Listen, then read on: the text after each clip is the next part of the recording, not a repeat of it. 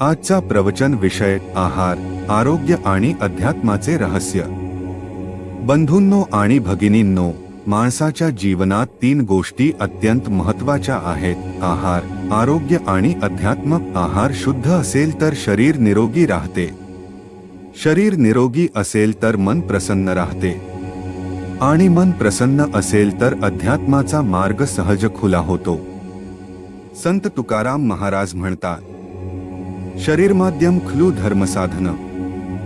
म्हणजेच शरीर हे धर्म आणि अध्यात्म साधनेसाठी सर्वात पहिले साधन आहे। पहिला दृष्टांत ऋषी आणि राजाची कथा।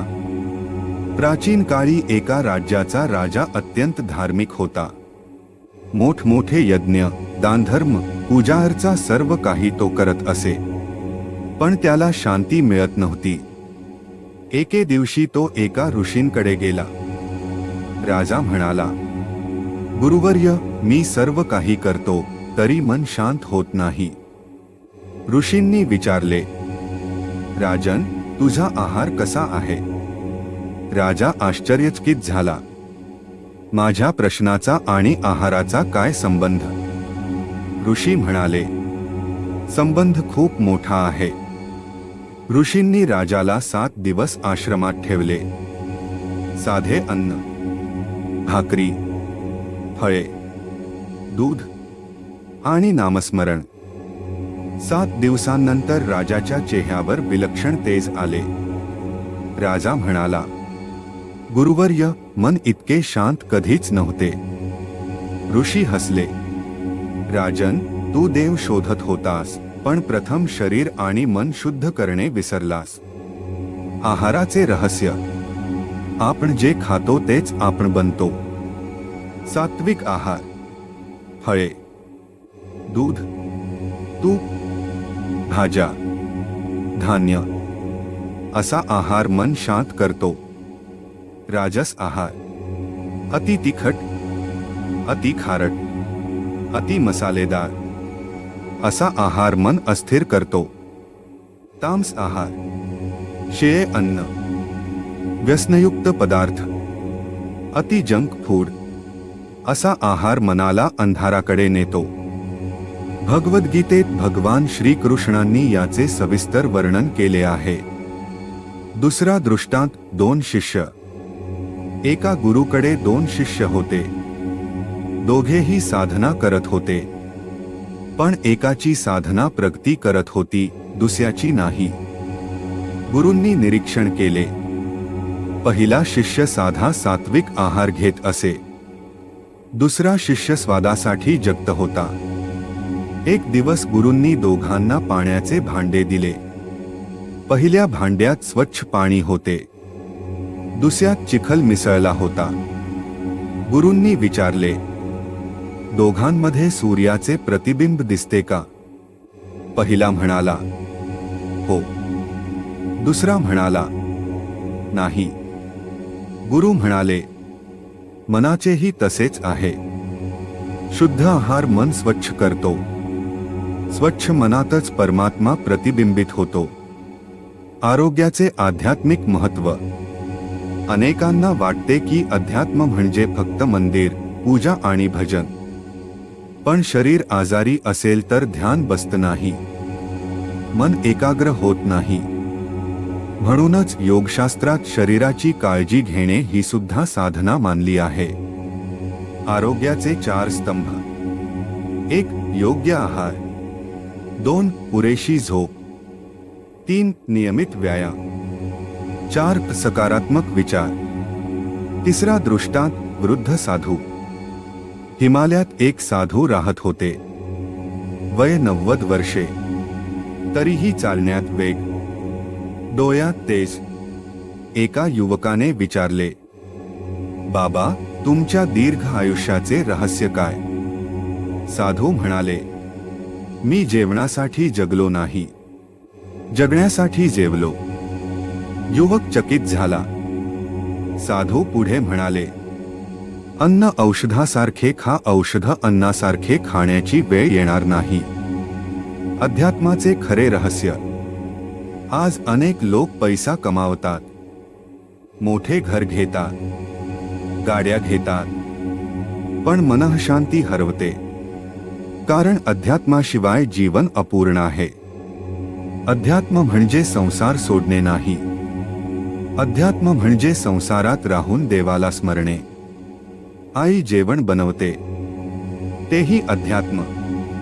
वडील कष्ट करून कुटुंब चालवतात, तेही अध्यात्म.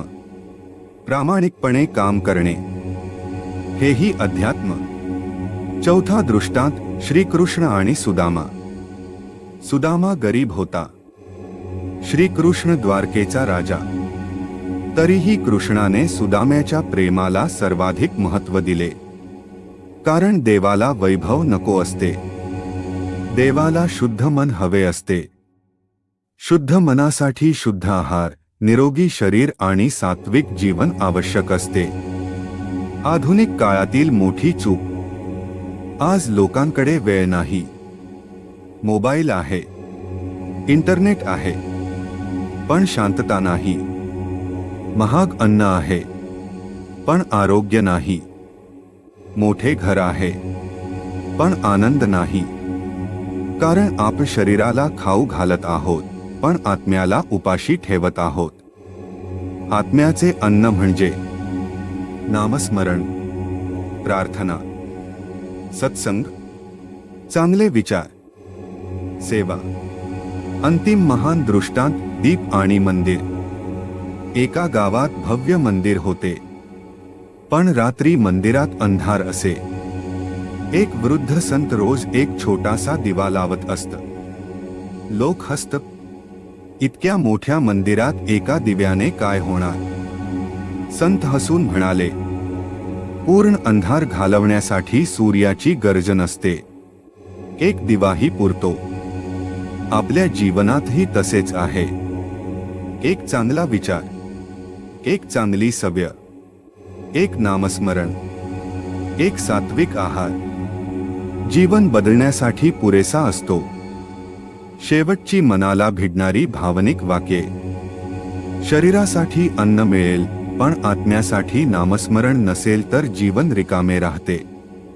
डॉक्टर शरीर वाचवू शकतो, पण अध्यात्मच मन वाचवते. जग जिंकणारे अनेक झाले, पण स्वतःचे मन जिंकणारे फार थोडे झाले. थाळीतले अन्न शरीराला तृप्त करते, पण देवाचे नाम आत्म्याला तृप्त करते. शेवटच्या क्षणी पैसा, पद, प्रतिष्ठा सोबत येत नाही. सोबत येते ती फक्त आपली सत्कर्मे आणि भगवंताचे स्मरण.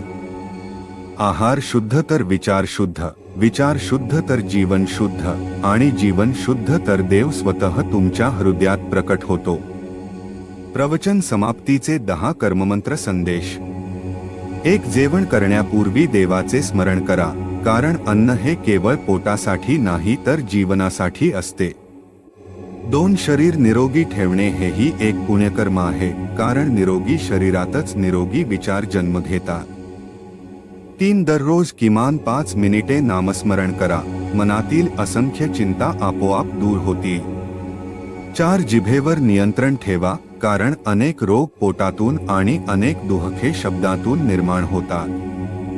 5. दुसऱ्याला मदत करण्याची संधी मिळाली तर ती कधीही सोडू नका, तेच खरे देवदर्शन आहे. 6. राग आला तर थोडा वेळ शांत बसा, पण प्रेम व्यक्त करण्यासाठी एक क्षणही उशीर करू नका. 7. आहार शुद्ध ठेवा, विचार शुद्ध ठेवा आणि संगत शुद्ध ठेवा, जीवन आपोआप सुंदर बनेल. 8. प्रत्येक दिवसाची सुरुवात कृतज्ञतेने आणि शेवट आत्मपरीक्षणाने करा. 9. पैसा कमवा, पण त्याचबरोबर पुण्यही कमवा, कारण शेवटी सोबत येतात ती फक्त कर्मे. मृत्यू अटळ आहे, पण त्याआधीचे जीवन कसे जगायचे हे आपल्या हातात आहे, म्हणून प्रत्येक श्वास भगवंताला अर्पण करा. अंतिम संदेश. आहाराने शरीर घडते, आरोग्याने जीवन घडते आणि अध्यात्माने भाग्य घडते. म्हणून अन्नात शुद्धता, जीवनात संयम आणि हृदयात भगवंताचे नाम कायम ठेवा. जय सियाराम.